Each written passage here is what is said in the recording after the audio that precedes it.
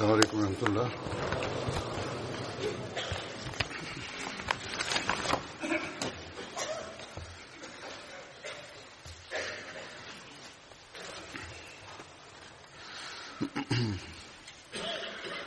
أشهد أن لا إله إلا الله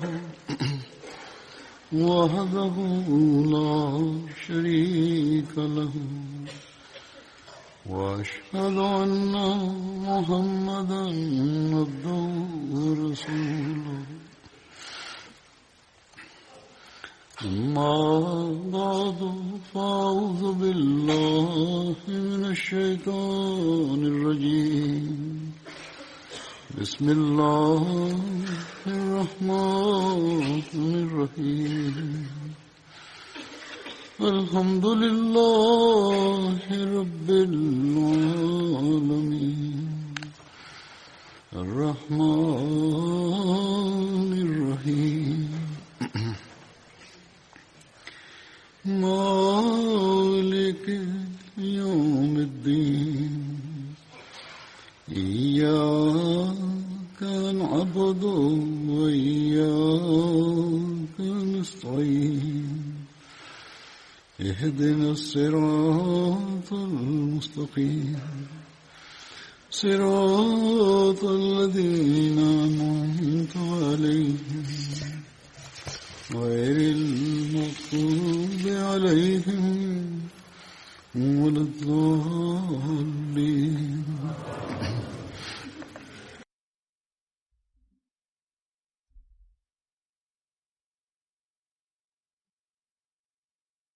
হযরত আকদাস মসিহে মাউদ আলাইহিসসালাম তার যুগান্তকারী রচনা ইসলামী উসুল কি ফিলসফি বা ইসলামী নীতি দর্শন তোকে খোদা তাআলাকে লাভ করা, তাকে চেনা এবং তার সত্তার প্রতি ঈমান সুদৃঢ় করার আল্লাহ প্রদত্ত বিভিন্ন মাধ্যম ও পন্থার উল্লেখ করতে গিয়ে ৮টি মাধ্যম বর্ণনা করেছেন, যেগুলো মানব সৃষ্টির উদ্দেশ্যকেও পূর্ণ করে। এখন আমি আমার আলোচ্য বিষয়ের সাথে সম্পর্কযুক্ত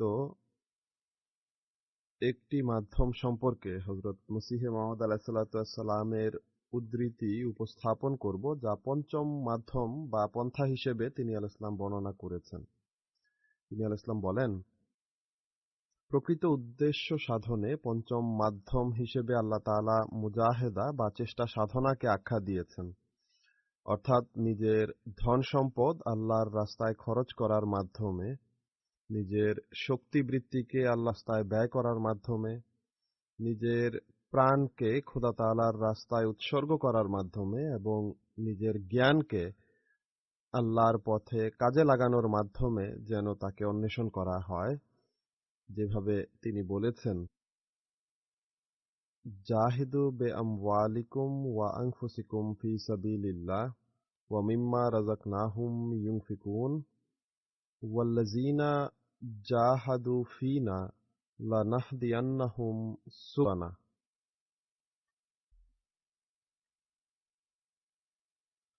অর্থাৎ তোমাদের ধন সম্পদ, প্রাণ ও প্রবৃত্তিকে এর সমুদয় শক্তি সামর্থ্য সহ আল্লাহর রাস্তায় ব্যয় করো, আর আমরা তোমাদেরকে যে বিবেক বুদ্ধি ও জ্ঞান এবং মেধা ও দক্ষতা দান করেছি তার সবই খোদার পথে নিয়োজিত করো। যারা আমাদের পথে সব ধরনের চেষ্টা প্রচেষ্টা করে, আমরা তাদেরকে আমাদের পথ প্রদর্শন করে থাকি। এরপর খোদা তাআলার ভালোবাসা অর্জন করার উপায় বর্ণনা করতে গিয়ে হযরত মসিহে মাউদ আলাইহিসসালাম এক স্থানে বলেন, তোমরা ধন সম্পদকেও ভালোবাসবে, আবার খোদা তাআলাকেও ভালোবাসবে, এটি কখনোই সম্ভব নয়। তোমরা যে কোনো একটিকে ভালোবাসতে পারো। অতএব সেই সৌভাগ্যবান যে খোদা তাআলাকে ভালোবাসে, আর তোমাদের মধ্য থেকে যে খোদা তাআলাকে ভালোবেসে তাঁর পথে নিজ ধন সম্পদ খরচ করবে, আমি দৃঢ় বিশ্বাস রাখি যে তার ধন সম্পদেও অন্যদের তুলনায় বেশি বরকত দান করা হবে। কেননা ধন সম্পদ নিজে থেকে আসে না, বরং খোদার ইচ্ছায় আসে। অতএব যে ব্যক্তি খোদা তাআলার জন্য নিজের ধন সম্পদের কিয়দংশ পরিত্যাগ করে সে অবশ্যই তা ফিরে পাবে। আর যে ব্যক্তি ধন সম্পদকে ভালোবেসে খোদা তাআলার পথে যথাযথ সেবা করে না, সে নির্ঘাত সেই সম্পদ হারাবে।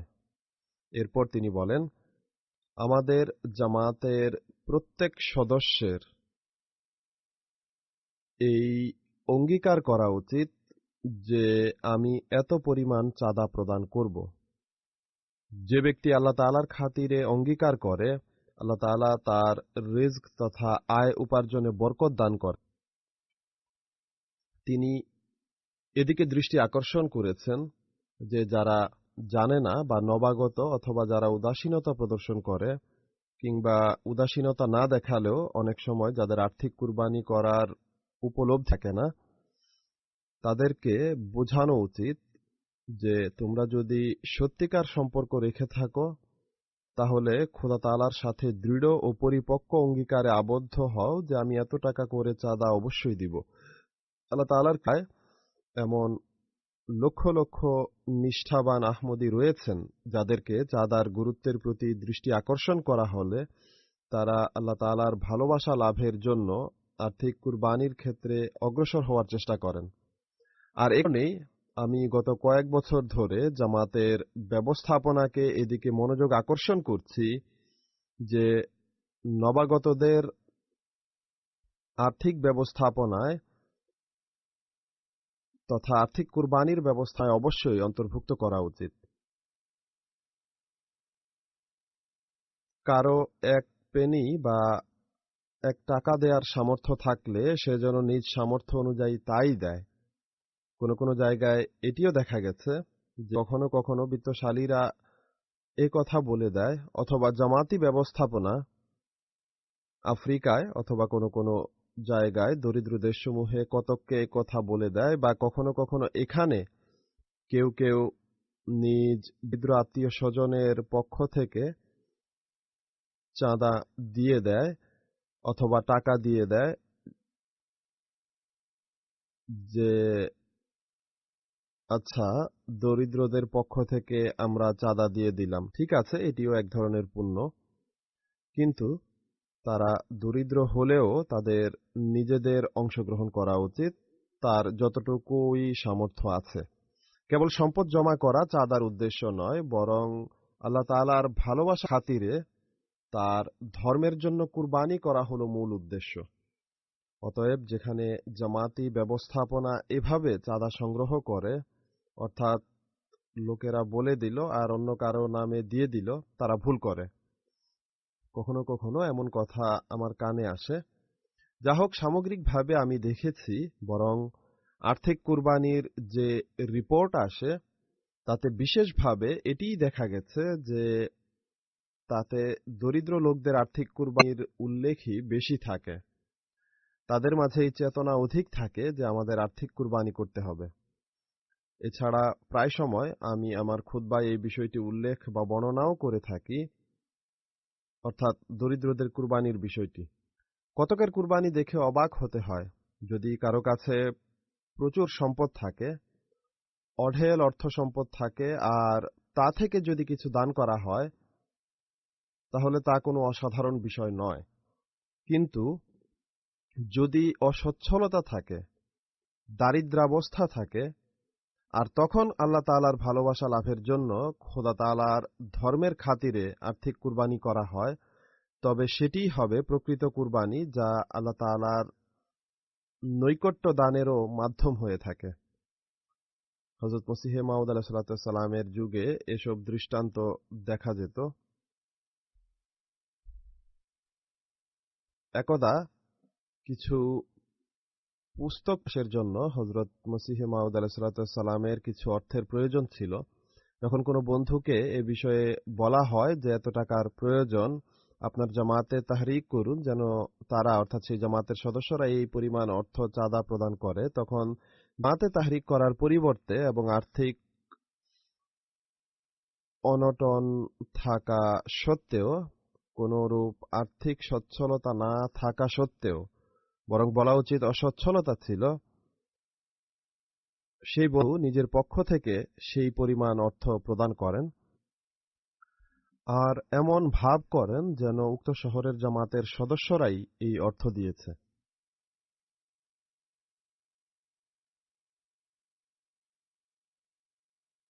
তখন তা জানা যায়নি এবং হযরত মসিহ মাউদ আলাইহিসসালামও বিষয়টি জানতে পারেননি। তার এই ব্যক্তিগত কুরবানি তখন প্রকাশিত হয় বা জানা যায় যখন হযরত মসিহ মাউদ আলাইহিসসালাম সেই জামাতেরই অপর এক ব্যক্তির প্রতি কৃতজ্ঞতা জ্ঞাপন করতে গিয়ে বলেন যে আপনাদের জামাত একান্ত প্রয়োজনের সময় বড়ই সাহায্য করেছে। আর তিনি যখন জানতে পারেন যে এই কুরবানি আসলে এক ব্যক্তিই করেছে, তখন জামাতের অন্যান্য সদস্যরা তার প্রতি অসন্তুষ্ট হয় যে আমাদেরকে কেন এই সেবামূলক কাজে অংশগ্রহণের সুযোগ দেয়া হয়নি। সেই অর্থ প্রদানকারী ব্যক্তি ছিলেন মুন্সি জাফর আহমদ সাহেব, যিনি তখন নিজ স্ত্রীর গহ বিক্রি করে উক্ত অর্থ সরবরাহ করেছিলেন। নিশ্চিতভাবে তার স্ত্রীও এই কুরবানিতে অংশীদার ছিল। মুন্সি আড়োড়া সাহেব মুন্সি জাফর সাহেবের বন্ধু ছিলেন এবং একই জামাতের সদস্য ছিলেন। হযরত মসিহ মাউদ আলাইহিসসালামের মাধ্যমে তিনি যখন সেই কুরবানির বিষয়ে অবগত হন, তারপর থেকে কয়েক মাস পর্যন্ত তিনি মুন্সি জাফর আহমদ সাহেবের প্রতি অসন্তুষ্ট ছিলেন যে আমাদেরকে কেন বলেননি আর নিজেই সেই সমুদয় অর্থ একা কেন দান করেছেন। অতএব এমন সব অদ্ভুত লোক আল্লাহ তাআলা হযরত মসিহ মাউদ আলাইহিসসালামকে দান করেছেন, যারা আল্লাহ তাআলার ভালোবাসা লাভের জন্য সকল প্রকার ত্যাগ স্বীকারে প্রস্তুত থাকতেন। এটি হলো সেই আদর্শ যা মহানবী সাল্লাল্লাহু আলাইহি ওয়াসাল্লামের সাহাবীগণ প্রতিষ্ঠা করে গেছেন, আর যে আদর্শের উপর এ যুগে হযরত মসিহ মাউদ আলাইহিসসালামের অনুসারীরা আমল করেছেন। আর এটি কেবল সে যুগেরই কথা নয়, বরং এর ধারাবাহিকতা এখনো অব্যাহত আছে। আমরা প্রত্যক্ষ করি যে মানুষ কিভাবে বিভিন্ন তাহরিকে আর্থিক কুরবানি করে থাকে আর নিজেরা কষ্ট সহ্য করে হলেও আর্থিক কুরবানি করে।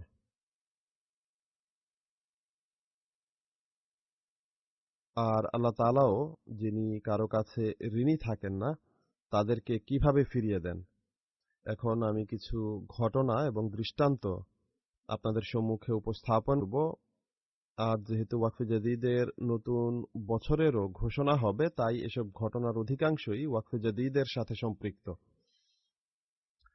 গাম্বিয়ার একজন স্থানীয় মুবাল্লেগ কিবা জালু সাহেব, তিনি একটি ঘটনা বর্ণনা করেছেন। আর এই ঘটনা থেকে বোঝা যায় যে আল্লাহ তাআলা তার ত্যাগ স্বীকারকারী বান্দাদের সাথে কিরূপ আচরণ করেন। তিনি বলেন, একজন নব আহমদী বন্ধু হলেন আবদুল্লাহ ইজাভু সাহেব। তিনি একটি গ্রামের অধিবাসী এবং ভুট্টা ও চীনাবাদাম চাষ করতেন, কিন্তু গত কয়েক বছর যাবৎ খুব একটা ফসলের উৎপাদন হচ্ছিল না। এবছর তিনি চীনাবাদামের বীজ বিক্রয় করে নিজের ওয়াকফে জাদীদের চাঁদা পরিশোধ করেন, যার পরিমাণ ছিল প্রায় 700 ডালাসি, যেন আল্লাহ তাআলা তার চাষাবাদ তথা কৃষিকাজে বরকত দান করেন। তিনি বলেন, এই আর্থিক কুরবানির ফলে আল্লাহ তাআলা তার ফসলে এতটা বরকত দান করেছেন যে গত বছরের তুলনায় তার 3 গুণ আয় হয়। তাই তিনি ফসল কাটার পর আরও 1000 ডালাসি ওয়াকফে জাদীদ খাতে চাঁদা প্রদান করেন। এরপর গাম্বিয়ার উত্তরে অবস্থিত একটি গ্রামের একজন বন্ধু হলেন উসমান সাহেব। তিনি বলেন, গত বছর তিনি ওয়াকফে জাদীদ খাতে 1 বালতি ভুট্টা দেয়ার অঙ্গীকার করেছিলেন। এখন এক সম্পদশালী ব্যক্তি, যার অনেক স্বাচ্ছন্দ্য থাকে, তাদের কেউ যদি $1000, 1000 পাউন্ড বা 5000 পাউন্ডও দান করে, লক্ষ লক্ষ পাউন্ডের মালিকের কাছে এটি তেমন কোনো বিশেষ কুরবানি নয়, কিন্তু এসব মানুষের জন্য তাই অনেক যারা তাদের খাবারের জন্য বা চাষাবাদের জন্য বীজ সংরক্ষণ করে। এক বালতি ভুট্টা একজন শহরের অধিবাসী বা ইউরোপের অধিবাসীর নিকট কোনো মূল্যই রাখে না, কিন্তু তাদের জন্য তা অনেক বড় কুরবানি। যা হোক, তিনি এক বালতি ভুট্টা দেওয়ার অঙ্গীকার করেছিলেন, যা এখানে আপনারা 5-6 পাউন্ডে পেয়ে যাবেন। তিনি বলেন, যদিও গত বছর ফসলের উৎপাদন অনেক কম হয়েছিল আর শুধুমাত্র 12 বস্তা শস্য লাভ হয়েছিল, বহু কষ্টে তাদের ঘরের ব্যয় নির্বাহ হচ্ছিল, কিন্তু তা সত্ত্বেও তিনি তার অঙ্গীকার পূর্ণ করেন। তিনি বলেন, এর ফলে এই বছর তিনি 30 বস্তা ভুট্টা লাভ করেন, আর এছাড়াও কোস নামের অন্য একটি ফসল থেকেও আরও 15 বস্তা শস্য তিনি লাভ করেন। অতএব নিষ্ঠার সাথে প্রদত্ত সামান্য জিনিসও আল্লাহ তাআলার সমীপে এমন ভাবে গৃহীত হয় যা আল্লাহ তাআলা বহুগুণে বৃদ্ধি করে ফিরিয়ে দেন, আর এটি তাদের জন্য পরবর্তীতে আল্লাহ তাআলা পর্যন্ত পৌঁছার এবং আল্লাহ তাআলার প্রতি ঈমান দৃঢ় করারও মাধ্যম হয়। ক্যামেরুনের মুয়াল্লেম সাহেব আল্লাহ তাআলার কৃপার আরেকটি দৃষ্টান্ত লিখে পাঠিয়েছেন। ডোগই গ্রামের একজন নব আহমদী হলেন আমদু সাহেব। তাকে ওয়াকফে জাদীদের চাঁদার জন্য বলা হলে তিনি 2 বালতি ভুট্টা চাঁদা হিসেবে প্রদান করেন। দেখুন, মানুষ যেসব কুরবানি করছে তা বাহ্যত ছোট ছোট কুরবানি। তিনি মুয়াল্লিম সাহেবকে বলেন, আমার খামারের অবস্থা ভালো নয়, আমার কাছে যেহেতু তেমন অর্থকড়ি ছিল না, আমি এর প্রতি সেভাবে দৃষ্টি দিতে পারিনি। সরকার সাহায্য করতে চায়, কিন্তু সেজন্য সরকারি খাতে কিছু অর্থ জমা দিতে হয়, আর এরপরই সরকার তাতে স্বীয় অংশ লগ্নি করে। তিনি বলেন, সেই অর্থ আমার কাছে ছিল, এতটুকু অর্থ আমি দিতে পারছিলাম না। আমার নাম সেই লিস্টে ছিল ঠিকই, কিন্তু আমি কিছুই পাবো না, কেননা আমি অর্থ জমা দেইনি। তিনি বলেন, তখন মুয়াল্লেম সাহেবকে বলেন, আপনি তাহাজ্জুদ নামাজ ও দোয়া করা আরম্ভ করুন, আল্লাহ তাআলা কৃপা করবেন। এর ফলাফল যা হয়েছে তা হল, মুয়াল্লিম সাহেব বলেন, কয়েকদিন পূর্বে তিনি আমার কাছে আসেন এবং খোদা তাআলা আমাদের দোয়া গ্রহণ করেছেন, আর আমি সরকারকে কোনো অর্থও প্রদান করিনি যা দেয়া আবশ্যক ছিল, কিন্তু তা সত্ত্বেও সংশ্লিষ্ট বিভাগ তাকে জমিতে পানি সেচের জন্য যে পাম্প মেশিন রয়েছে তাও তাকে প্রদান করে, আর একই সাথে ফসলের বীজের জন্য 5 লাখ ফ্রাঙ্ক সিফাও প্রদান করে। এতে তিনি নিজের কৃষিক্ষেত্রে অত্যন্ত পরিশ্রমের সাথে কাজ আরম্ভ করেন, আর আশা করছেন যে এ কারণে তার ফলও অনেক ভালো হবে। তিনি বলেন, খোদা তাআলা আমার সামান্য কুরবানিকে গ্রহণ করেছেন, আর এর পরিবর্তে আমাকে অনেক পুরস্কারে ভূষিত করেছেন। এর ফলে তিনি নিজের ওয়াকফে জাদীদের চাঁদা দ্বিগুণ হারে পরিশোধ করেন।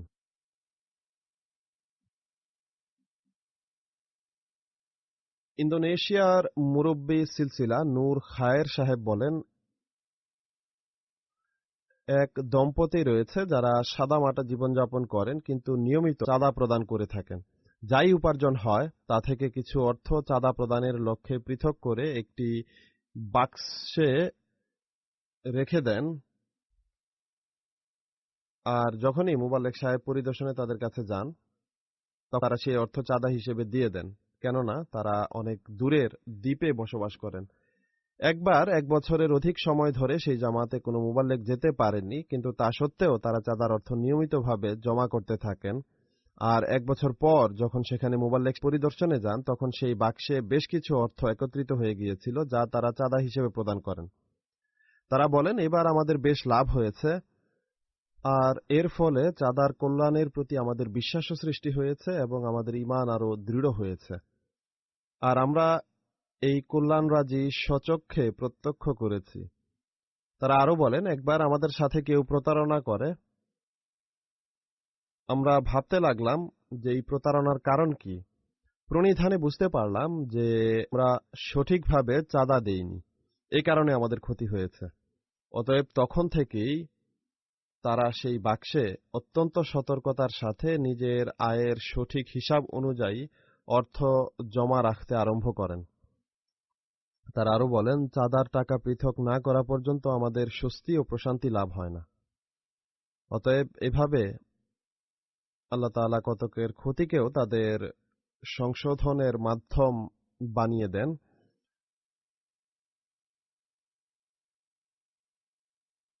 আর এর মাধ্যমে তাদের ঈমান ও দৃঢ় হয়। ইন্দোনেশিয়ার মোবাল্লেগ বশিরউদ্দিন সাহেব লিখেন, একজন বন্ধু তার ওয়াকফে জেদিদের চাঁদা হিসেবে ৫ লক্ষ ইন্দোনেশিয়ান রুপি দান করেন। ইন্দোনেশিয়ান রুপির মূল্যমান অনেক কম, যা হোক তাদের হিসেবে এটি অনেক। কয়েকদিন পর কোনো একজন নিজের জমি তার কাছে বিক্রয় করে, যা তিনি ১৫ মিলিয়ন ইন্দোনেশিয়ান রুপিতে ক্রয় করেন। কয়েক সপ্তাহ পরেই এক ব্যক্তি তার কাছ থেকে উক্ত জমি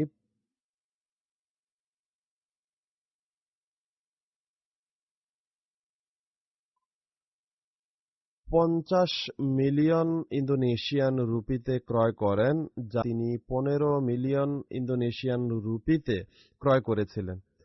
তিনি বলেন, আমার বিশ্বাস হলো ওয়াকফে জেদিদের চাঁদার বরকতে এই অল্প সময়ের ব্যবধানেই আমার ৩৫ মিলিয়ন লাভ হয়েছে।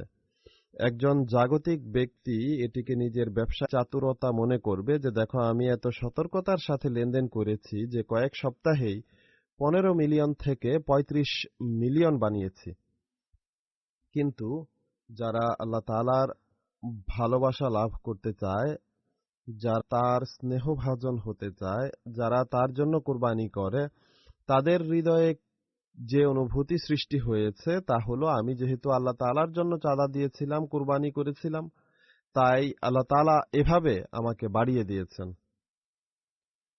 ইন্দোনেশিয়ারই আরেকটি ঈমানে দৃঢ়তার দৃষ্টান্ত রয়েছে। আমাদের সেখানকার মুবাল্লেগ জনাব মাসুম সাহেব লিখেন, একজন আহমদী জীবিকা উপার্জনের তাগিদে সোলাবিসি নামের দ্বীপে হিজরত করেন। খুবই অসচ্ছল অবস্থা ছিল, এমনকি থাকার জায়গা পর্যন্ত তার কাছে ছিল না। তাকে মিশন হাউসে থাকতে হয়। এরপর তিনি মাছ ক্রয় করে বিক্রি করা আরম্ভ করেন।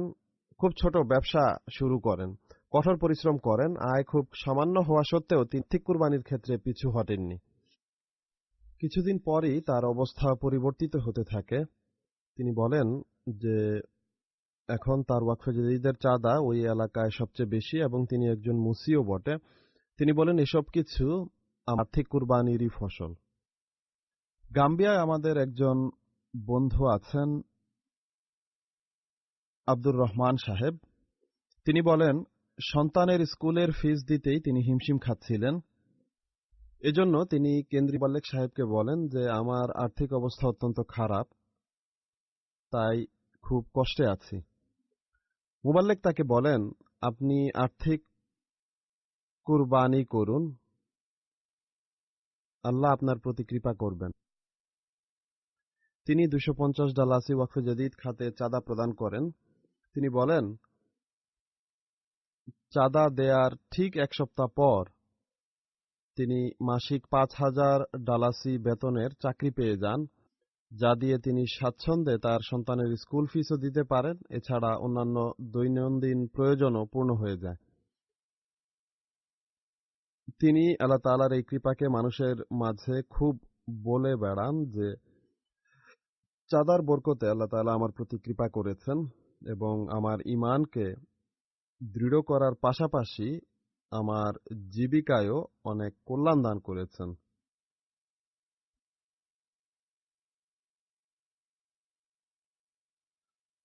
দরিদ্ররা কিভাবে কুরবানি করে এবং আল্লাহ তাআলার উপর ভরসা করে, আর এরপর আল্লাহ তাআলা কিভাবে সেই ভরসার মান রাখেন দেখুন। গিনিবাসাওয়ের মিশনারি একটি ঘটনা বর্ণনা করেন যে এক বন্ধু মন্টিরো কামারা সাহেবকে তার ওয়াকফে জেদিদের ওয়াদা পরিশোধের ব্যাপারে দৃষ্টি আকর্ষণ করা হয়। তখন তিনি বলেন, আমার কাছে এখন 4000 ফ্রাঙ্ক সিফা আছে, যা আমি আজকের খাবার খরচের জন্য রেখেছি। এর মূল্যমান খুবই সামান্য। তাদের পরিবারও বেশ বড় হয়ে থাকে, তাদের খাবার খরচের জন্য এই 4000 সিফা রাখা ছিল। যা হোক, তিনি বলেন, আমি ব্যবস্থা করছি। কিছুক্ষণ পর তিনি সেই অর্থই চাঁদা দিয়ে দেন যা খাবার খরচ বাবদ রেখেছিলেন, এবং খাবার খরচের অর্থ কারো কাছ থেকে ঋণ নেন, বরং ঋণ নেওয়ার জন্য চলে যান। তিনি বলেন, পরের দিনই শহর থেকে তার মেয়ে আসে, যে তাদের জন্য 2 বস্তা চাল, 1 গ্যালন তেল, কিছু অর্থ এবং অন্যান্য জিনিস নিয়ে আসে।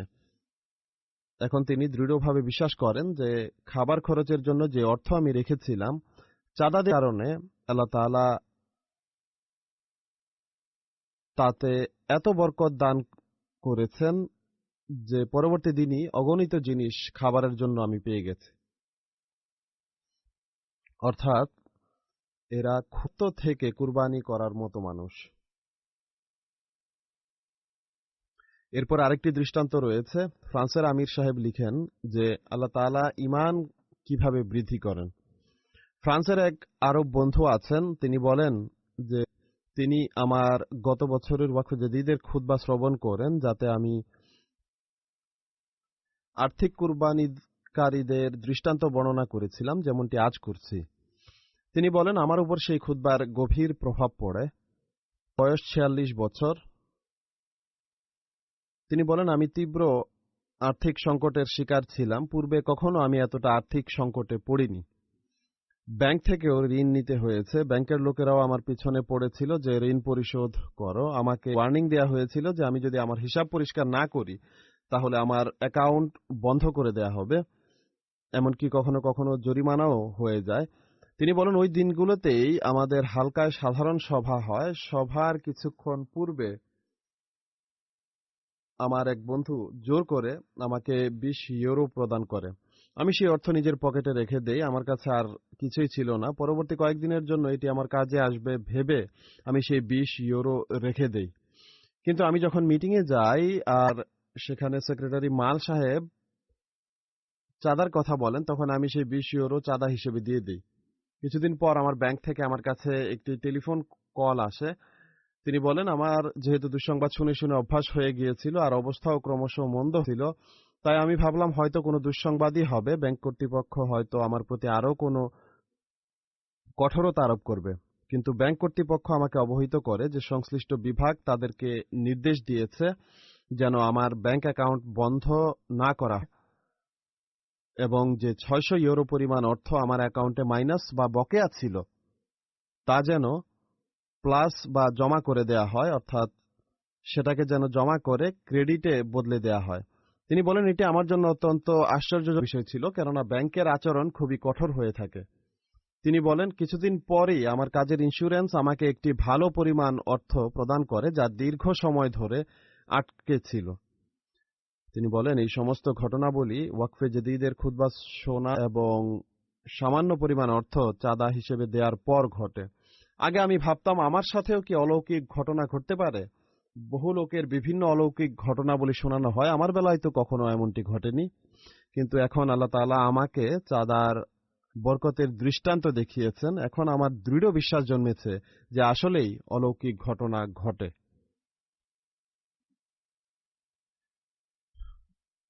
এরপর আল্লাহ তাআলার অসাধারণ ব্যবহারের ও ঈমান দৃঢ় করার আরেকটি ঘটনা। আর এই ঘটনাগুলো ভিন্ন ভিন্ন স্থানের, কোনটি আফ্রিকার, কোনটি আমেরিকার, কোনটি ইউরোপের, কোনটি উত্তরে, কোনটি দক্ষিণে, আর একটির সাথে অন্যটির কোনো সংযোগ বা সম্পর্কও নেই, কিন্তু সবগুলো ঘটনাই সাদৃশ্যপূর্ণ। হাইতির মুবাল্লেগ কায়সার সাহেব লিখে যে পোর্ট অফ প্রিন্সের একজন নব আহমদ ইব্রাহিম সাহেব কিছুদিন পূর্বে অফিস থেকে বাড়ি ফিরছিলেন। পথে তার একটি ফাইল পড়ে যায়, যাতে কিছু গুরুত্বপূর্ণ নথিপত্র ও সনদপত্র ছিল এবং 13,000 গোরেদ পরিমাণ অর্থ ছিল, যা সেখানকার স্থানীয় মুদ্রা। তিনি ফিরে গিয়ে পুরো পথ খুঁজেন, কিন্তু তিনি ফাইলটি খুঁজে পাননি। তিনি বলেন, আমি মনে মনে প্রতিজ্ঞা করি যে আমি ওয়াকফে জাদিদের জন্য যে 1000 গোরেদ দেয়ার ওয়াদা করেছিলাম তা অবশ্যই পূর্ণ করব, আমার কাছে অর্থ থাকুক বা না থাকুক, কোথাও থেকে নিয়ে হলেও দিয়ে দিব। অতঃপর আমি কারো কাছ থেকে ধার নিয়ে ওয়াদা অনুযায়ী নিজের চাঁদা পরিশোধ করি। তিনি বলেন, যেদিন চাঁদা দিয়েছিলাম সেদিনই সন্ধ্যায় কোনো অপরিচিত ব্যক্তির ফোন আসে যে আপনার ফাইল আমার কাছে আছে, আপনি নিয়ে যান। তিনি বলেন, আমি তৎক্ষণাৎ সেখানে গেলে সেই ব্যক্তি আমার হাতে ফাইল ধরিয়ে দেয় এবং বলে, আপনার ঠিকানা খুঁজতে গিয়ে আমাকে ফাইলের ভেতরে দেখতে হয়েছিল, তাই আমি যেহেতু আপনার ফাইল খুলেছি, আপনি আপনার টাকা নথিপত্র দেখে নিন। তখন আমি দেখলাম যে সব টাকা ও নথিপত্র ফাইলের ভেতরেই আছে। তিনি বলেন, এতে আমি আল্লাহর কৃতজ্ঞতা জ্ঞাপন করি এবং আমার দৃঢ় বিশ্বাস জন্মে যে কেবল চাঁদার কল্যাণেই আমার হারিয়ে যাওয়া নথিপত্র, যেগুলো গুরুত্বপূর্ণ নথিপত্র ছিল, আমি ফিরে পেয়েছি। বাহ্যত যা পাওয়া খুবই দুষ্কর ছিল, সেই সাথে টাকাও ফেরত পেয়েছি। গিনি কোনাক্রির মুবাল্লেগ ইনচার্জ বলেন, কুনিয়া রিজিয়নের একটি গ্রামের একজন আহমদী বন্ধু আবু বকর সাহেবকে ওয়াকফে জাদিদের চাঁদার প্রতি দৃষ্টি আকর্ষণ করা হলে প্রথমে তিনি কিছুটা দোনামনা করেন, পরে তার ওয়াদা পূর্ণ করে দেন। চাঁদা প্রদানের কিছুদিন পর তিনি আমাদের স্থানীয় মিশনারিকে বলেন, আহমদিয়া জামাত আসলেই ঐশী জামাত। তিনি বলেন, আমি সরকারি চাকুরিজীবী এবং বেশ কিছুদিন পূর্বে এক দুর্ঘটনায় আমার একটি পা ভেঙে গিয়েছিল, যা উপযুক্ত চিকিৎসার ব্যবস্থা না থাকায় সঠিকভাবে জোড়া লাগেনি। এজন্য আমার একটি পা ছোট হয়ে গিয়েছিল, যার কারণে আমার নিত্যদিন কষ্ট হচ্ছিল। একজন ডাক্তার আমাকে বলেছিল অস্ত্রোপচার করলে এটি ভালো হতে পারে, তাই বেশ কিছুদিন ধরে আমি অল্প অল্প করে টাকা সঞ্চয় করছিলাম। সুতরাং এবার কিছু টাকা জমাও গিয়েছিল, যা দিয়ে আমি পায়ের অপারেশন করিয়ে ফেলতাম। কিন্তু জামাতের মিশনারি যখন চাঁদার আহ্বান করেন, তখন আমি প্রথমে চিন্তা করলাম এবার না হয় চাঁদা না দিয়ে অপারেশনের জন্য টাকাগুলো রেখে দেই। কিন্তু এরপর আল্লাহ তাআলা আমাকে সাহস যোগান এবং আমার মনে হলো যে না, মনটি ঠিক হবে না, তাই আমি আল্লাহর প্রতি ভরসা রেখে সবগুলো টাকা চাঁদা হিসেবে প্রদান করি। তিনি বলেন, চাঁদা দেওয়ার দুদিনও পার হয়নি, আমার অফিস থেকে আমার কাছে চিঠি আসে যে অস্ত্রোপচারের পুরো খরচ সরকার বহন করবে এবং আমি যেখানে ইচ্ছা সেখানেই নিজের চিকিৎসা করাতে পারি। তিনি আরো বলেন, এটি কেবলমাত্র চাঁদার কল্যাণেই হয়েছে, অতএব এটি কোনো কাকতালীয় ঘটনা নয়, বরং যারা আল্লাহ তাআলার উপর পূর্ণ ভরসা রাখে তাদের ঈমান মজবুত করার ক্ষেত্রে এটাই আল্লাহ তাআলার চিরাচরিত বিধান, আর এটি হযরত মসিহ মাউঊদ আলাইহিস সালামের সত্যতার প্রমাণও বটে। কাদিয়ান থেকে সেক্রেটারি ওয়াকফে জাদিদ মামুনুর রশিদ সাহেব লিখেন, সালেজা নামক এক ভদ্রলোকের পারিবারিক কিছু সমস্যার কারণে এবছর ওয়াকফে জাদিদের চাঁদা বকেয়া ছিল। তার ভাই তাকে এই বিষয়ের প্রতি দৃষ্টি আকর্ষণ করেন যে তাড়াতাড়ি চাঁদা পরিশোধ করো, কেননা বছর শেষ হয়ে যাচ্ছে। কিন্তু তার ব্যাংক অ্যাকাউন্টে পুরো চাঁদা পরিশোধ করার মতো যথেষ্ট অর্থ ছিল না, বরং মোট অঙ্কের মাত্র 30% টাকা অ্যাকাউন্টে ছিল। পুরো চাঁদা পরিশোধ করার বিষয়ে ভদ্রলোক খুবই চিন্তিত ছিলেন। অবশেষে তার অ্যাকাউন্টে যে টাকা ছিল তাই তিনি চাঁদা হিসেবে দিয়ে দেন। তিনি বর্ণনা করেন, এর কিছুক্ষণের মধ্যেই আল্লাহ তাআলার পক্ষ থেকে অলৌকিকভাবে এত পরিমাণ অর্থ অ্যাকাউন্টে জমা হয় যা দিয়ে তিনি অবশিষ্ট চাঁদাও পরিশোধ করতে সক্ষম ছিলেন। সুতরাং তখনই তিনি নিজ ওয়াদাকৃত চাঁদা পরিশোধ করে দেন। সেক্রেটারি সাহেব বলেন, এই ভদ্রলোক সবসময় অর্থবছর শেষ হবার পূর্বেই চাঁদা পরিশোধ করতেন, কিন্তু এই বছর তার নিজের ও তার সন্তানদের অসুস্থতার কারণে চাঁদা বকেয়া রয়ে গিয়েছিল, যে কারণে তিনি চিন্তিতও ছিলেন। কিন্তু অলৌকিকভাবে আল্লাহ তাআলা এর ব্যবস্থা করে দেন, আর তিনি বলেন, এই ঘটনা আমার ঈমানকে সুদৃঢ় করার কারণ হয়েছে। ভারত থেকে ইন্সপেক্টর ওয়াকফে জাদিদ আব্দুল মাহমুদ সাহেব ও জামাতের এক বন্ধুর ঘটনা বর্ণনা করেছেন। এটি পশ্চিমবঙ্গের বীরভূম জেলার একটি গ্রামের ঘটনা। ঘটনাটি হলো, সেই ভদ্রলোকের একটি পাইকারি মুদি দোকান ছিল, যা আল্লাহ তাআলার প্রায় ভালোই চলত। তিনি প্রতিদিন দোকান খুলেই 100 রুপি নিয়মিত একটি বাক্সে রেখে দিতেন, যা দিয়ে তার ওয়াদাকৃত চাঁদা পরিশোধ করতেন। সকালে এসে প্রথমেই তিনি কাজটি করতেন, অর্থাৎ একটি বাক্সে 100 রুপি রেখে দিতেন। তিনি বলেন, একদিন দোকানে অনেক কম ক্রেতা আসে, এমনকি তার দৈনন্দিন যে খরচ তাও পূরণ হচ্ছিল না। তবুও পরের দিন বাক্সে 100 টাকা রাখা বন্ধ করেননি, বরং সেদিন দোকান খুলেই 100 রুপির পরিবর্তে 300 রুপি তিনি রাখেন এবং মনে মনে ভাবেন, আজকে একটু আল্লাহ তাআলার সাথেই ব্যবসা করে দেখি কি হয়। তিনি বলেন, আল্লাহ তাআলার এমনই কৃপা হয় যে ওই দিনই দুপুরের পর আমার কাছে 8 জন ক্রেতা আসে। যেহেতু তার পাইকারি বড় ব্যবসা ছিল আর এতে অনেক সময় লাগতো, মালের বিভিন্ন বস্তা তুলে দিতে হতো, তিনি বলেন যে আমি এতটাই ব্যস্ত হয়ে পড়ি যে একজন ক্রেতাকে আগামীকাল আসুন বলে ফেরত পাঠাতে হয় আর অবশিষ্ট লোকদের মালামাল দিতে দিতে গভীর রাত হয়ে যায়। তিনি বলেন, আল্লাহ তাআলার কৃপায় সেদিন যথেষ্ট আয় হয়েছিল। এবং তিনি আরো বলেন, আল্লাহ তাআলা মানুষ প্রতি যখন খুশি হন তখন এত পরিমাণে দান করেন যে মানুষ দুহাত দিয়েও তা সামলাতে পারে না। গিনি-বাসাও থেকে ওরিও অঞ্চলের মিশনারি আব্দুল আজিজ সাহেব বলেন, একজন দুর্বল বৃদ্ধা মহিলা হলেন মাসকুতা সাহেবা। ওয়াকফে জাদীদের চাঁদা প্রদানের প্রতি তার দৃষ্টি আকর্ষণ করা হলে তিনি বলেন, অঙ্গীকার মোতাবেক আমি অর্থ জমা করে রেখেছিলাম, কিন্তু গত রাতে আমার ভাইয়ের কাছে যাওয়ার সময় পথিমধ্যে সেই অর্থ কোথাও হারিয়ে যায় বা পড়ে যায়। আমি সেই অর্থ খুঁজছি, তা খুঁজে পাওয়া মাত্রই আমি চাঁদা দিয়ে দিব। এরপর তিনি সেই অর্থ খুঁজতে থাকেন, কিন্তু কোথাও খুঁজে পাননি। তাই তিনি তার মেয়ের কাছ থেকে কিছু অর্থ ধার নিয়ে ওয়াকফে জাদীদ খাতে প্রদান করেন, আর এই অর্থ প্রদানের পর তিনি পুনরায় নিজের হারিয়ে যাওয়া থলি খোঁজার চেষ্টা করেন। তিনি বলেন, আমি কয়েক মিটার দূরে যেতেই প্লাস্টিকের একটি খামে মোড়ানো অবস্থায় সেই অর্থ সড়কের মাঝামাঝি পড়ে থাকতে দেখি। এতে তিনি খুবই আনন্দিত হন আর পরের দিন আবার আসেন এবং স্বীয় প্রতিশ্রুতি অনুসারে পুরো অর্থ প্রদান করেন। এরপর থেকে তিনি মানুষকে বলতে থাকেন যে ওয়াকফে জাদীদের চাঁদার কল্যাণেই আল্লাহ তাআলা তাকে হারিয়ে যাওয়া অর্থ ফিরিয়ে দিয়েছেন। মালির সুকাসো অঞ্চলের একজন মুবাল্লিগ আহমদ বেলাল সাহেব লিখেন, একজন নবাগত আহমদী আহমদ জালা সাহেব মিশন হাউসে আসেন এবং বলেন তিনি পূর্বে নিয়মিত চাঁদা দিতেন, কিন্তু এরপর কিছু আর্থিক সংকটের কারণে চাঁদা দিতে পারেননি। একদিন তিনি স্বপ্নে দেখেন তিনি একদল লোকের সাথে একটি প্রশস্ত পথ দিয়ে যাচ্ছেন আর সেই পথ সামনে গিয়ে বহু পথে বিভক্ত হয়ে গেছে, কিন্তু সামনে বিভক্ত হয়ে যাওয়া সকল রাস্তা অত্যন্ত খারাপ ও বন্ধুর ছিল। তখন তিনি দোয়া করলে আকাশ থেকে একটি বাহন নেমে আসে যা তাকে নিয়ে আকাশপানে উঠে যায় এবং বন্ধুর পর খারাপ রাস্তা যখন শেষ হয়ে যায় তখন সেই বাহন তাকে পুনরায় প্রশস্ত রাস্তায় নামিয়ে দেয়।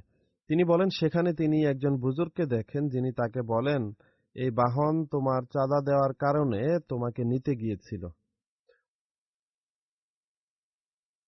অনেক সময় বিপদ আসে, কিন্তু একজন আহমদী যিনি নিয়মিত খোদার পথে চাঁদা দেন, বিপদ আপদ বা কাঠিন্যের সময় আল্লাহ তাআলা তাদের জন্য সহজ সাধ্যতা সৃষ্টি করেন। অতএব সেই নবাগত আহমদী চাঁদা পরিশোধ করেন এবং বলেন আগামীতে যাই হোক না কেন তিনি চাঁদা পরিশোধের ক্ষেত্রে কখনো আলস্য প্রদর্শন করবেন না। এটিও কি কোনো কাকতালীয় ঘটনা?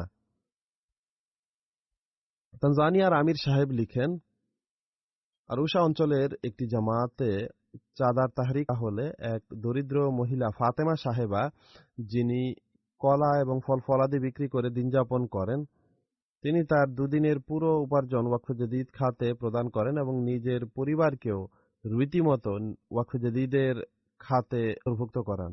অনুরূপভাবেও জামাতের আরেকজন বৃদ্ধা মহিলা রয়েছেন, তাকেও তাহরিক করা হলে পরের দিন সকাল 8টায় তিনি স্বয়ং মিশন হাউসে আসেন এবং 5000 শিলিং ওয়াকফে জাদীদ খাতে প্রদান করেন। এরা হলেন সেসব মানুষ যাদের সম্পর্কে হযরত মসিহ মাউদ আলাইহিস সালাম বলেছেন, তাদেরকে দেখে বিস্মিত হতে হয় যে কিভাবে তারা কুরবানি করেন। আর মনোযোগ আকর্ষণ করা হলে, যেমনটি হযরত মসিহ মাউদ আলাইহিস সালাম বলেছেন, দৃষ্টি আকর্ষণ করা হলে তারা কুরবানিও করেন। তানজানিয়ার আমির সাহেবী আরেকটি ঘটনা লিখেছেন যে গত কয়েক বছর যাবৎ দেশের অর্থনৈতিক অবস্থা অত্যন্ত শোচনীয়। কিন্তু আহমদীরা পরম নিষ্ঠার সাথে আর্থিক কুরবানিতে অংশগ্রহণ করেন। আরুশা শহরের একজন বন্ধু ওয়াজিরি সাহেব সংবাদপত্র বিক্রি করে জীবিকা নির্বাহ করেন। তাকে ওয়াকফ-ই-জাদীদের বরাতে তা করা হলে তিনি সামর্থ্য অনুযায়ী চাঁদা প্রদান করেন, আর একই সাথে আরও বলেন, আমি এখন থেকে প্রতিদিন 1 কাপ চায়ের খরচ বাঁচিয়ে সেই অর্থ চাঁদা হিসেবে প্রদান করব। দেখুন, দরিদ্র লোকেরা এভাবেও অর্থ সাশ্রয় করে, অর্থাৎ 1 কাপ চা পান না করে তার মূল্য চাঁদা হিসেবে প্রদান করব। তাদের এই চেতনা রয়েছে যে কিভাবে আল্লাহ তাআলার নৈকট্য লাভ করবে।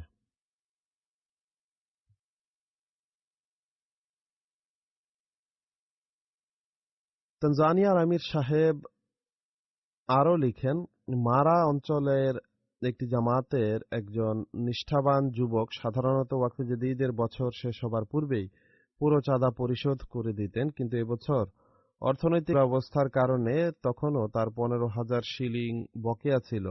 তার কাছে যৎসামান্য অর্থ ছিল। শিলিংয়ের তেমন কোনো মূল্য নেই, এর মূল্যমান খুবই কম। তিনি হিসাব করে দেখেন, মাস শেষে উক্ত অর্থ যদি চাঁদা হিসেবে প্রদান করেন তাহলে তার কাছে অন্যান্য ব্যয় নির্বাহের জন্য কিছুই অবশিষ্ট থাকবে না। যা হোক, তিনি আল্লাহ তাআলার উপর ভরসা করে উক্ত অর্থ চাঁদা হিসেবে দিয়ে দেন। তিনি বলেন, পরের দিনই তার অফিস থেকে ফোন আসে যে গত 3 মাস থেকে তার কিছু বিল প্রদেয় ছিল, সেগুলো পাশ হয়েছে। অনুরূপভাবে নববর্ষে তার বেতনও যথেষ্ট পরিমাণ বৃদ্ধি পেয়েছে। তার এটিই বিশ্বাস যে চাঁদার কল্যাণে কয়েকদিনের মধ্যে আমি 6 গুণ বেশি অর্থ লাভ করেছি।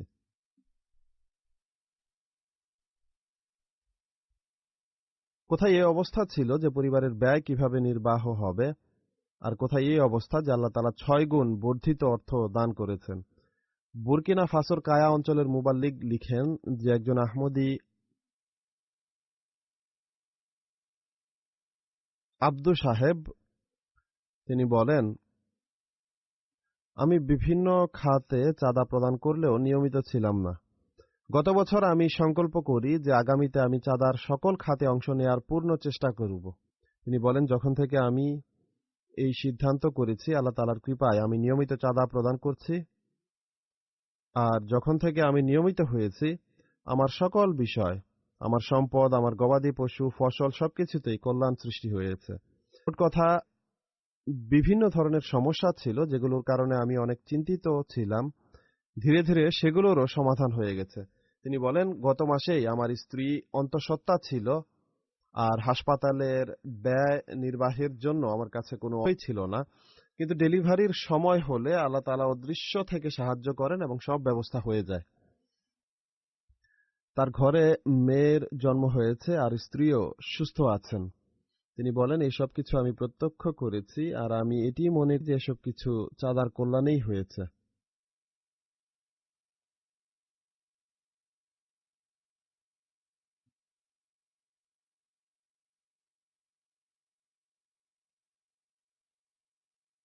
এরপর রাশিয়ার মুবাল্লিগ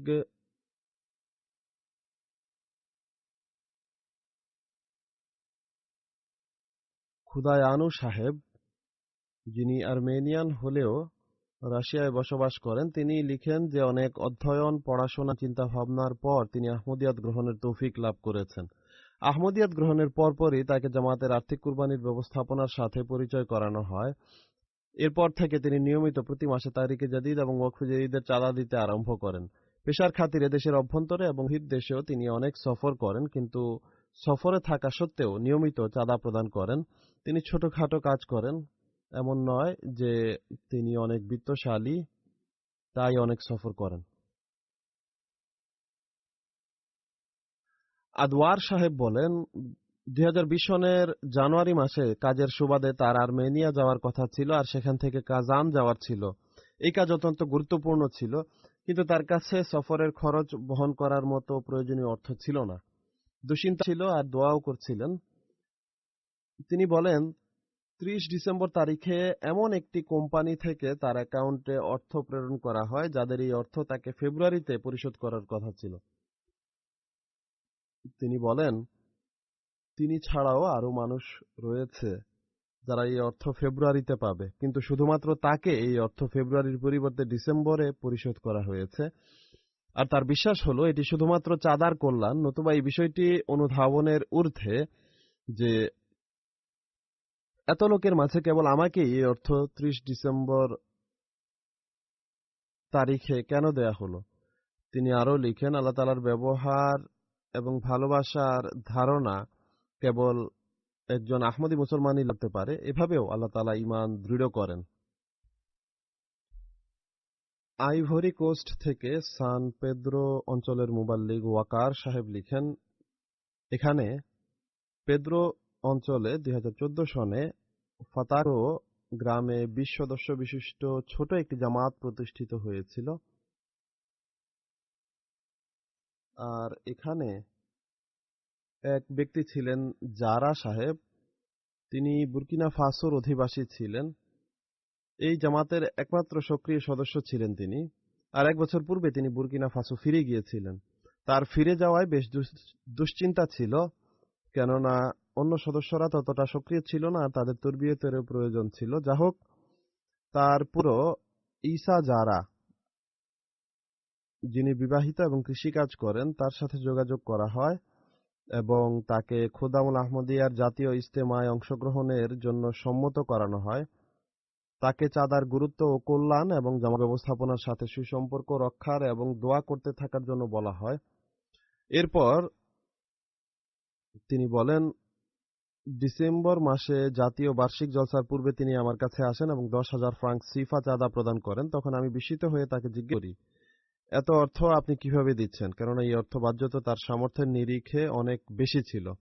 তিনি বলেন, আমি যখন থেকে চাঁদা দিতে আরম্ভ করেছি, আমার প্রতি আল্লাহ তাআলার অগণিত কৃপা বর্ষিত হচ্ছে। আমার জমি থেকে আমি অন্যদের তুলনায় অধিক মুনাফা পাচ্ছি। কিছুদিন পূর্বে আমি স্বপ্নে দেখি একজন বুজুর্গ, যিনি জ্যোতির্ময় চেহারার অধিকারী, মানুষকে কল্যাণের পথে আহ্বান করছেন। তিনি বলেন, তিনি ছিলেন হযরত মসিহ মাউদ আলাইহিস সালাম, যিনি জগৎবাসীকে সুপথ পানে আহ্বান করছেন। আমি তাআলার প্রতি কৃতজ্ঞ যে আহমদিয়া জামায়াতের অন্তর্ভুক্ত হওয়ার সৌভাগ্য পেয়েছি। এরপর তিনি বলেন, এখন থেকে আমি নিয়মিত চাঁদা প্রদান করব। ভারত থেকে ওয়াকফে জাদীদের ইন্সপেক্টর 12 বছর এক বালিকার উল্লেখ করেন যে সে কয়েক বছর যাবৎ নিয়মিতভাবে ওয়াকফে জাদীদের চাঁদা দেয় আর একটি থলিতে অর্থ জমাতে থাকে। সেই মেয়েটি বোবা ও বধির, কিন্তু সে যে অর্থই পায় অন্যদের চাঁদা দিতে দেখে তারও চাঁদা দেওয়ার শখ বা আগ্রহ হয়েছে। অনুরূপভাবে লাইবেরিয়া থেকে একজন মুবাল্লিগ সাহেব লিখেন, কেপ মাউন্ট কাউন্টির একটি জামাতে মাগরিব ও এশার নামাজের পর জামাতের সদস্যদের আমি ওয়াকফে জাদীদের চাঁদার তাহরিক করলে সদস্যরা রীতি অনুযায়ী পালাক্রমে নিজের ও নিজের পরিবারের সদস্যদের চাঁদা দিতে আরম্ভ করেন। তখনই দুজন ছোট্ট বালক, স্নেহের সোলান এবং স্নেহের আব্দুল্লাহ কামারা, মসজিদ থেকে উঠে চলে যায় এবং কিছুক্ষণ পর উভয়ে ফিরে আসে আর 20 লাইবেরিয়ান ডলার করে চাঁদা প্রদান করে। তিনি বলেন, সেখানে যেহেতু সাধারণত পিতামাতারা সন্তানদের চাঁদা দিয়ে থাকে, তাই আমার মনে হলো যে আমি এই কিশোরদের জিজ্ঞেস করি তারা নিজেরা কেন নিজেদের চাঁদা দিয়েছে।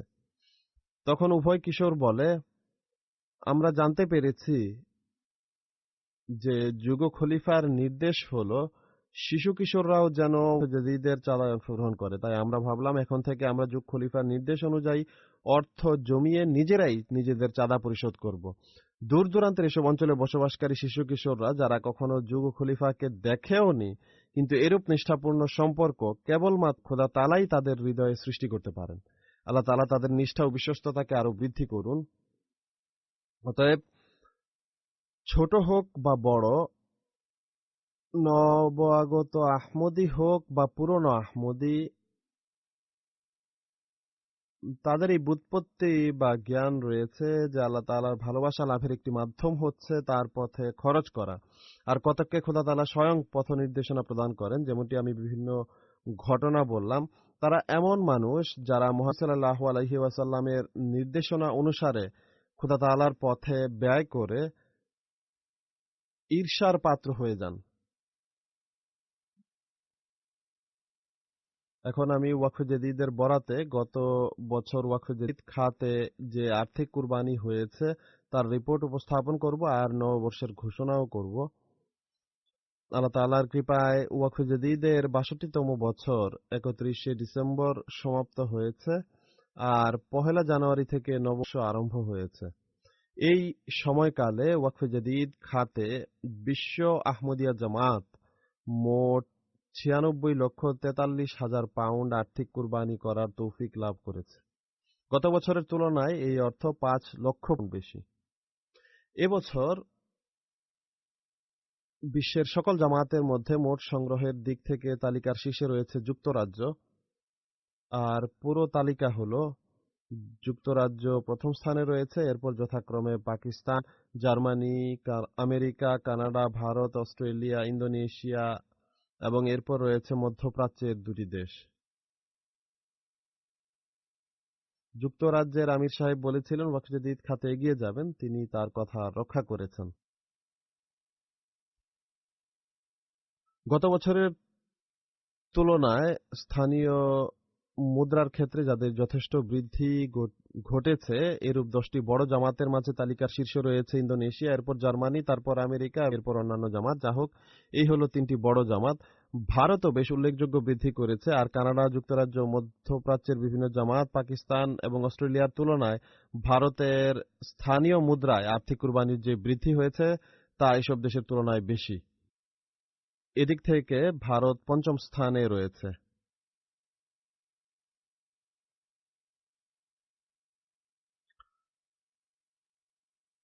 এছাড়া আফ্রিকায় মোট সংগ্রহের দিক থেকে উল্লেখযোগ্য জামাতগুলোর মধ্যে প্রথম স্থানে রয়েছে গানা, এরপর দ্বিতীয় স্থানে রয়েছে নাইজেরিয়া, তৃতীয় বুর্কিনা ফাসো, চতুর্থ তানজানিয়া, পঞ্চম বেনিন, ষষ্ঠ গাম্বিয়া, সপ্তম কেনিয়া, অষ্টম মালি, নবম সিয়েরা লিওন এবং দশম কঙ্গো কিনশাসা।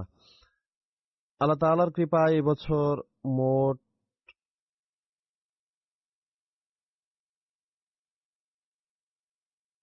18,21,000 সদস্য ওয়াকফে জেদিদের চাঁদায় অংশগ্রহণ করেছেন, আর এবছর অংশগ্রহণকারীদের সংখ্যা বৃদ্ধি পেয়েছে 89,000।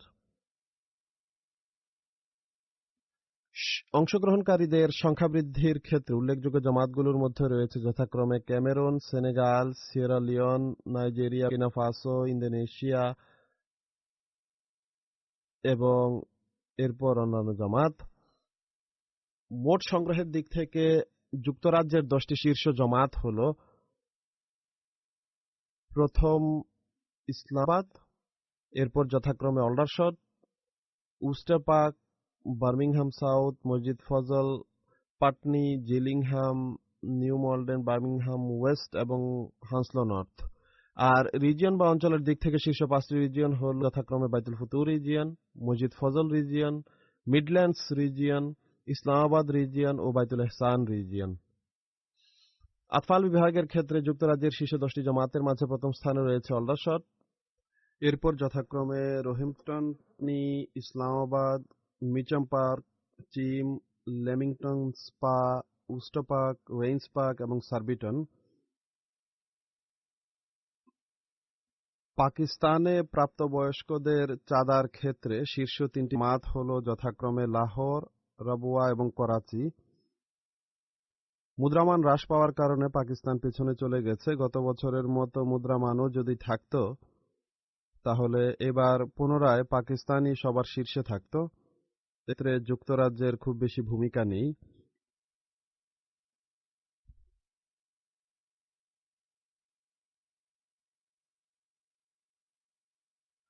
প্রাপ্তবয়স্কদের চাঁদার ক্ষেত্রে পাকিস্তানের বিভিন্ন জেলার স্থানগত দিক থেকে শীর্ষে রয়েছে যথাক্রমে ইসলামাবাদ, শিয়ালকোট, রাওয়ালপিন্ডি, গুজরাওয়ালা, মুলতান, উমরকোট, হায়দ্রাবাদ, ডেরা গাজী খান, মিরপুর খাস এবং পেশাওয়ার।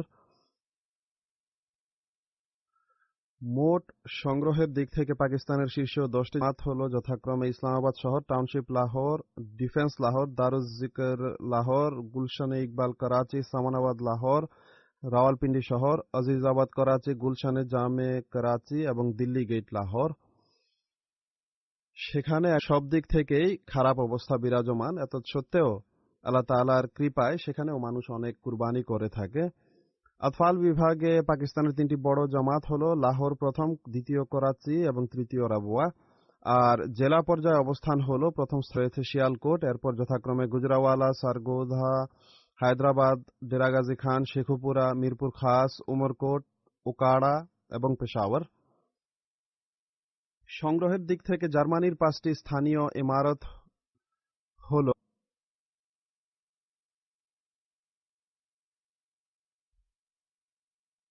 যথাক্রমে হামবুর্গ, ফ্র্যাঙ্কফুর্ট, ডিটসেনবাখ, গ্রসগেরাও এবং উইসবাদেন।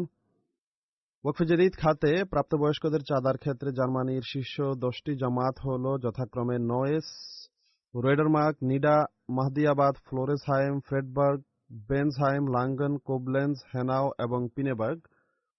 আতফাল বিভাগের ক্ষেত্রে জার্মানির 5টি শীর্ষ রিজিয়ন হল যথাক্রমে হিসেন সাউথ ওয়েস্ট, হিসেন সাউথ ইস্ট, হিসেন ভিটে টাউন্স, ভিসেন্স সাউথ এবং রাইনলিন ফলস। যা হোক, যে নামই হোক না, জার্মানি জামাত নিজেরাই ঠিক করে নেবেন।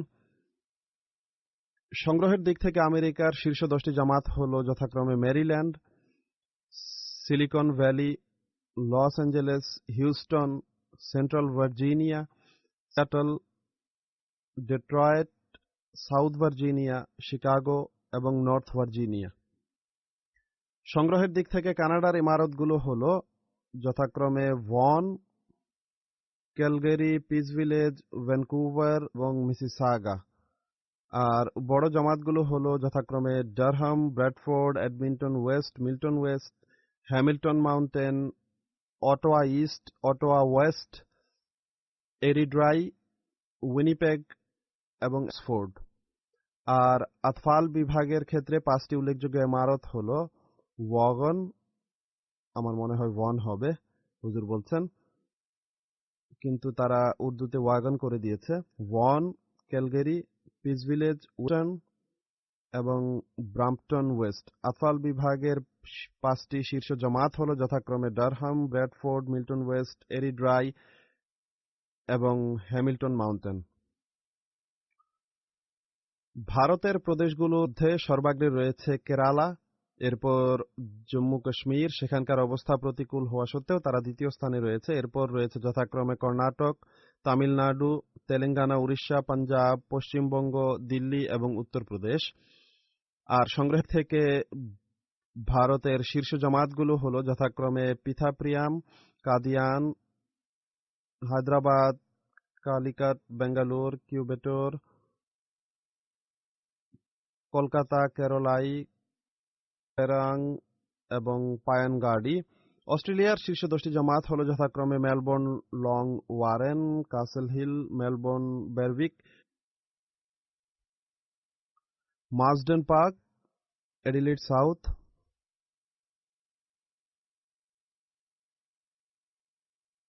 Mount Druitt, Penrith, Blacktown, Canberra এবং Partha.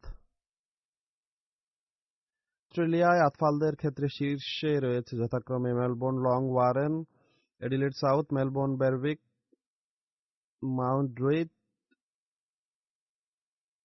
Penrith, Logan East, Perth, Marsden Park, Castle Hill এবং লোগান ওয়েস্ট। প্রাপ্তবয়স্কদের মধ্যে অস্ট্রেলিয়ার জামাতগুলো হল Castle Hill, Melbourne, Langwarrin, Marsden Park, Melbourne, Berwick, Mount Druitt, Blacktown, Adelaide South, Penrith, Canberra এবং পার্থ। আজকাল সেখানেও অর্থাৎ অস্ট্রেলিয়াতে আগুন ভয়াবহ ধ্বংসযজ্ঞ সৃষ্টি করছে। তারা তাদের প্রতিও কৃপা করুন, আর তারাও সত্যিকার অর্থে নিজেদের স্রষ্টাকে চিনতে সক্ষম হোক। যা হোক, এত সত্ত্বেও আল্লাহ তাআলার কৃপায় আহমদীরা সেখানে কুরবানি করছেন। আল্লাহ তাআলা সকল কুরবানিকারীদের ইহজগতে ধন সম্পদ ও জনরে প্রভূত বরকত দান করুন। আমি যেমনটি বলেছি, অর্থনৈতিকভাবে পাকিস্তানের অবস্থা ক্রমশ খারাপ হচ্ছে, আর এ কারণে তাদের মুদ্রার কোনো মূল্য নেই। এবং এ কারণেই তাদের অবস্থানও নিচে নেমে গেছে। এরপরও তারা কুরবানির ক্ষেত্রে গণ্য করেন না। অনুরূপভাবে রাজনৈতিক অবস্থাও শোচনীয়, যার প্রভাব অর্থনীতির উপরও পড়ছে। এছাড়া এই অঞ্চলে ভারত পাকিস্তানের মধ্যে টানাপোড়েন বৃদ্ধি পাচ্ছে। সংবাদ অনুসারে ভারতের অভ্যন্তরীণ অবস্থাও বেশ শোচনীয়। আর সামগ্রিকভাবে বিশ্বের অবস্থাও এমন যে মনে হচ্ছে তারা সবাই নিজেদের ধ্বংসকে আমন্ত্রণ জানাচ্ছে। মধ্যপ্রাচ্যের অবস্থাও এখন ক্রমশ খারাপ হচ্ছে। ইরান, আমেরিকা ও ইসরায়েলের মধ্যে যুদ্ধের আশঙ্কা বৃদ্ধি পাচ্ছে। মুসলমান দেশগুলোর মধ্যে পারস্পরিক ঐক্য নেই। অতএব বিশ্বের ধ্বংস থেকে রক্ষা এবং ক্ষুধার পানে প্রত্যাবর্তনের জন্য আমাদের অনেক বেশি দোয়া করা উচিত।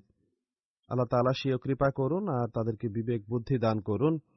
নববর্ষ আরম্ভ হয়েছে, আমরা পরস্পরকে শুভেচ্ছা জানাচ্ছি, কিন্তু অন্ধকার ক্রমশ গাঢ় হচ্ছে। যেই এই বছরটি আশিসপূর্ণ হওয়ার জন্য আবশ্যক হলো আমরা যেন আল্লাহ তাআলার সমীপে এই দোয়া করি যে আল্লাহ তাআলা এই বছরটিকে এমনভাবে আশিসমণ্ডিত করুন যেন বিশ্বের সরকার প্রধানগণ নিজেদের শ্রেষ্ঠত্ব প্রমাণের জন্য বিশ্বকে ধ্বংসের পানে না নিয়ে যায়, বরং বিশ্বে শান্তি ও সুবিচার প্রতিষ্ঠাকারী যেন হয়। নিজেদের আমিত্বের কারণে স্বদেশের স্বার্থ চরিতার্থ করার লক্ষ্যে তারা যেন মানবতাকে ধ্বংস করার দ্বারপ্রান্তে উপনীত না হয়। আল্লাহ তাআলা তাদেরকে সুবুদ্ধি দিন। মুসলিম দেশও যেন মহানবী সাল্লাল্লাহু আলাইহি ওয়াসাল্লামের নিষ্ঠাবান দাস এবং প্রতিশ্রুত মসিহ এবং ইমাম মাহদী আলাইহিস সালামের সাথে সংশ্লিষ্ট হয়ে মহানবী সাল্লাল্লাহু আলাইহি ওয়াসাল্লামের পতাকাকে বিশ্বজুড়ে উড্ডীন করার ক্ষেত্রে সাহায্যকারী হয়, আর বিশ্বে তৌহিদ বা খোদার একত্ববাদ প্রতিষ্ঠাকারী যেন হয়। এমন যেন না হয় যে তারা হযরত মসিহ মাউদ আলাইহিস সালামের বিরোধিতায় এতটা অগ্রসর হবে যে সম্পূর্ণভাবে সীমা ছাড়িয়ে যাবে। আল্লাহ তাআলা আমাদেরও তৌফিক দিন, আমরা যেন পূর্বের চেয়ে বেশি যুগ ইমামকে মানার দায়িত্ব পালনকারী হই, আর এই দায়িত্ব যথার্থরূপে পালন করে বিশ্বের দরবারে একত্ববাদের পতাকা উত্তোলনকারী যেন হই, আর বিশ্ববাসীকে মহানবী সাল্লাল্লাহু আলাইহি ওয়াসাল্লামের পতাকা তলে নিয়ে আসতে সক্ষম হই, আর এই লক্ষ্যে নিজেদের সকল শক্তি সামর্থ্য ও উপায় উপকরণ নিয়োগকারী হই। আমরা যদি এই চেতনা না রাখি আর এই চেতনার সাথে দোয়া না করি আর নিজেদের দোয়ার মাধ্যমে নববর্ষে পদার্পণ না করে থাকি, তাহলে আমাদের নববর্ষের শুভেচ্ছা জ্ঞাপন লৌকিকতাপূর্ণ শুভেচ্ছা হবে, যার কোনো কল্যাণ নেই। কাজেই নববর্ষের প্রকৃত শুভেচ্ছা জ্ঞাপন আমাদের উপর যে দায়িত্ব অর্পণ করছে, ছোট বড় নারী পুরুষ প্রত্যেক আহমদীর মাঝে এর চেয়ে থাকা উচিত। আর এজন্য নিজের সকল চেষ্টা প্রচেষ্টা এবং শক্তি সামর্থ্যকে ব্যবহার করা উচিত, আর নিজেদের দোয়া এবং খোদা তাআলার সাথে সম্পর্কের ক্ষেত্রে একটি বিশেষ অবস্থা সৃষ্টি করার চেষ্টা আমাদের করা উচিত। তবেই আমরা সত্যিকার অর্থে এই বছরের প্রকৃত কল্যাণ রাজি লাভ করতে সক্ষম হব। আল্লাহ তাআলা আমাদেরকে এর তৌফিক দান করুন।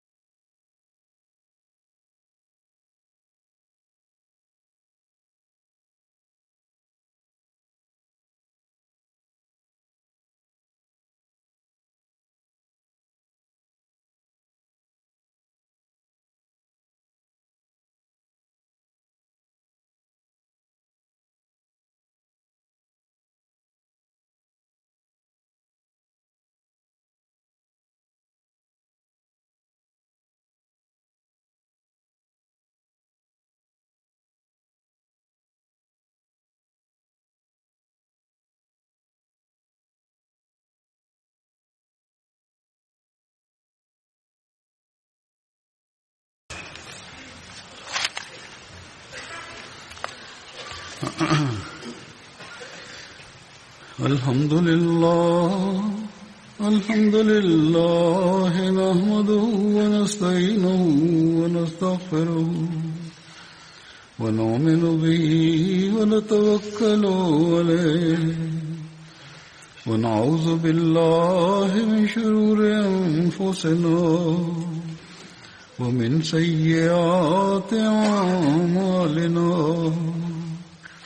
من يهده الله فلا مضل له ومن يضلل فلا هادي له ونشهد أن لا إله إلا الله ونشهد أن محمدا عبده ورسوله عباد الله رحمكم الله إن الله يأمر بالعدل والإحسان وإيتاء ذي القربى وينهى عن الفحشاء والمنكر والبغي يعظكم لعلكم تذكرون اذكروا الله يذكركم وادعوه يستجب لكم ولذكر الله أكبر